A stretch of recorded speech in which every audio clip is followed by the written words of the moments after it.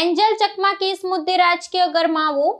પૂર્વોત્તરના લોકો ભારતીય છે, ચીની નહીં. સાંસદ ગૌરવ ગોગોઈએ વંશીય ભેદભાવ સામે રોષ ઠાલવ્યો. કોંગ્રેસના વરિષ્ઠ સાંસદ ગૌરવ ગોગોઈએ એન્જલ ચકમાના કિસ્સામાં ઉત્તર પૂર્વ ભારતના લોકો સાથે થતા વંશીય ભેદભાવ સામે લાલાંગ કરી છે. દેખાવના આધારે પૂર્વોત્તરના નાગરિકોની રાષ્ટ્રીયતા પર સવાલ ઉઠાવવાની પ્રથાને અત્યંત દુર્ભાગ્યપૂર્ણ ગણાવતા ગોગોઈએ સ્પષ્ટ કર્યું હતું કે આ પ્રદેશના લોકો અડીખમ ભારતીય છે અને તેમને ચીની કહીને સંબોધવા તે રાષ્ટ્રીય એકતાનું અપમાન છે.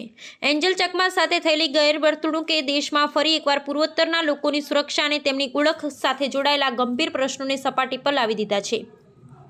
આ વિવાદની વિગતો આપતા ગોગોઈએ જણાવ્યું હતું કે માત્ર શારીરિક દેખાવને કારણે કોઈપણ વ્યક્તિની દેશભક્તિ કે નાગરિકતા પર આક્ષેપ કરવો એ લોકશાહીના મૂલ્યો પરથી વિપરીત છે. તેમણે ટ્વિટર, એક્સ અને સંસદીય મંચ પર પૂર્વોત્તરના નાગરિકોના અવાજને બુલંદ કરતા કહ્યું કે દેશના અન્ય ભાગોમાં પ્રવર્તતી અજ્ઞાનતાને કારણે વારંવાર આ ક્ષેત્રના લોકોએ પોતાની ભારતીય હોવાની ઓળખ સાબિત કરવી પડે છે, જે શરમજનક બાબત છે. ગોગોઈના નિવેદને પૂર્વોત્તર ભારતમાં વંશીય ટિપ્પણીઓ સામે પ્રબળ જનમત જગાડ્યો છે.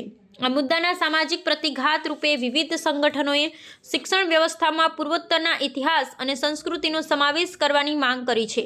ગોગોઈના વલણને સોશિયલ મીડિયા પર વ્યાપક સમર્થન મળી રહ્યું છે, જ્યાં લોકો પૂર્વોત્તરના નાગરિકો પ્રત્યેની માનસિકતામાં પરિવર્તન લાવવા માટે કડક કાયદાકીય જોગવાઈઓનો અપીલ કરી રહ્યા છે. આ કિસ્સો રાષ્ટ્રીય સ્તરે વંશીય સમાનતા અને પૂર્વોત્તરના લોકો પ્રત્યેના દૃષ્ટિકોણને સુધારવા માટે એક મહત્વના વળાંક તરીકે જોવામાં આવી રહ્યો છે. नमस्कार साथियों, इस प्रेस वार्तालाप के शुरुआत में मैं ये कहना चाहता हूँ कि मैं भारतीय हूँ. मैं चीन से नहीं आया हूँ.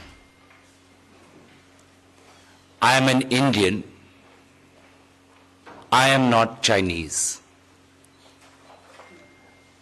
The people of Northeast are Indians. The people of Northeast are not Chinese. अफसोस की बात है कि यही शब्द 9 दिसंबर को त्रिपुरा के 24 साल के युवक एंजल चकमा को देहरादून में कहना पड़ा. जब एक साधारण दिन के जैसे वो और उसका भाई बाजार से कुछ खरीदकर वापस आ रहे थे,